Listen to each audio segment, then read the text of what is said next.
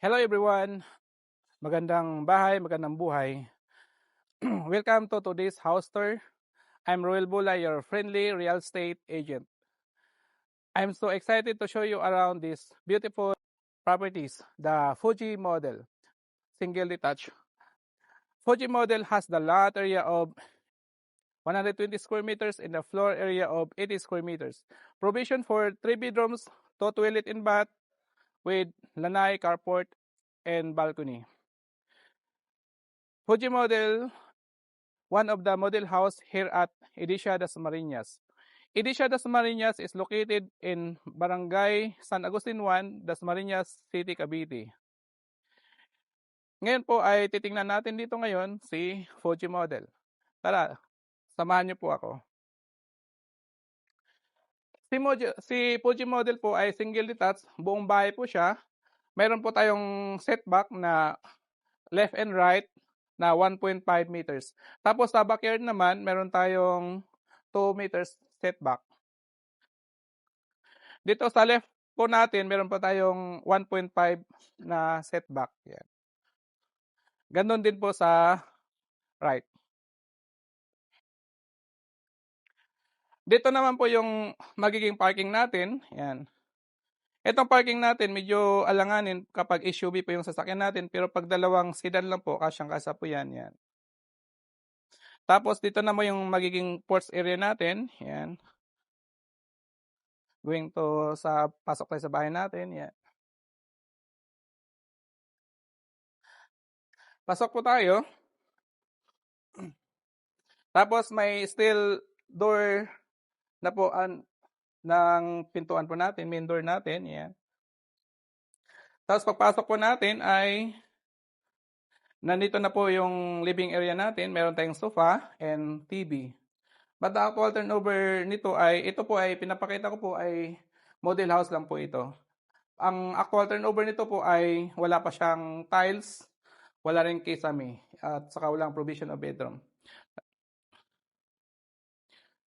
Dito naman po yung magiging dining area natin kapag nagsama-sama po kayong pamilya, pwede kayong kumain dito. At tapos meron tayong dito naman yung lanay natin. Naka-glass window na po yung pintuan natin ng lanay. Tapos yung mga bintana natin, naka-aluminum casement, windows. Dito naman tayo the heart of your house, the kitchen area. Meron tayong kitchen at saka storage at saka meron din storage sa taas. Yan. Meron tayong faucet. Pwede po kayo maglalagay din ng ref dito. Tapos sa baba naman, pwede pa kayong maglagay ng study area kapag may mga anak po kayo dito. Yan. Dito naman po yung CR natin dito sa baba. Yan. Meron na po yung toilet, faucet, and shower area, and sink. Tapos, meron na po yung tiles sa flooring. No wall tiles lang po tayo sa actual turnover. Dito naman po yung backyards natin. Ito yung backyard natin. Mayroon 2 meter setback. Pwede po kayo maglagay ng for barbecuehan dito pag magluto po kayo ng barbecue. Pag weekend, yan. If ever, pwede natin po isasarado dito. Yan. Para pwede nyo po ilipat ito yung dirty kitchen nyo po dito sa labas. Pasok po tayo ulit.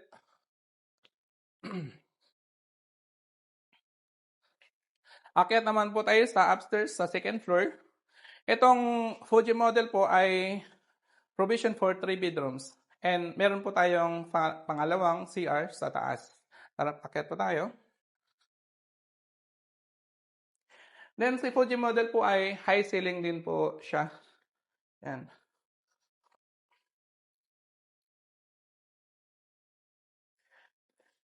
Diretso muna po tayo sa pangalawang toilet and bath. Ito yung toilet and bath, same lang po sa ground floor natin ng CR. Yan. May sink, may bowl, and shower area and faucet. Yan. Next po, punta na rin po tayo sa first bedroom. Dito naman sa first bedroom, marami tayong bintana. Pwede po yung isang anak nyo po dito. Yan. Merong isang cabinet, isang bed. Yan. Pwede po tayo maglagay ng mga yan diyan sa ano na walk-in closet. Punta naman tayo dito sa second bedroom. Tara. Ito na po yung second bedroom natin. Kapag dalawa yung anak nyo, dito na po yung lalaki. Dito po. Tapos meron tayong cabinet. Yan. Para sa mga gamit na. Ibig sabihin, may mga gamit. Pwede sila mag-study dito. Study siya dito. Pwede maglagay ng AC. Then may bedroom. Yan. Maluwag pa rin po yung room ng second bedroom natin. Tapos dito naman tayo kay mommy and daddy sa master bedroom natin. Ito yung master bedroom natin, medyo maluwag naman po. Pwede tayo magpalagay ng aircon. Meron tayong bintana doon, glass, aluminum casement windows, glass. Meron tayong mga walk-in closet dito, cabinet, mga gamit po at mga damit. Yan. Tapos itong master bedroom, dito rin po connected yung balcony natin. Yan.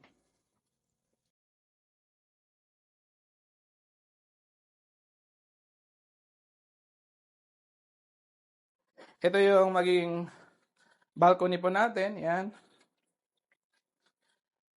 Kapag gusto niyo po magkape or sa umaga o sa hapon, pwede kayo mag-laptop dito, mag-relax. Yan. Habang titingnan niyo po yung mga kapitbahay niyo po. Yan.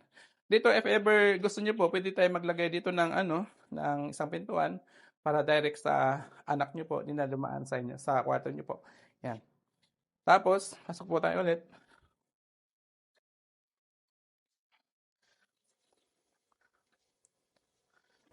Thank you for joining me this house tour. If you are interested in learning more about this property or scheduling a site viewing, feel free to contact me.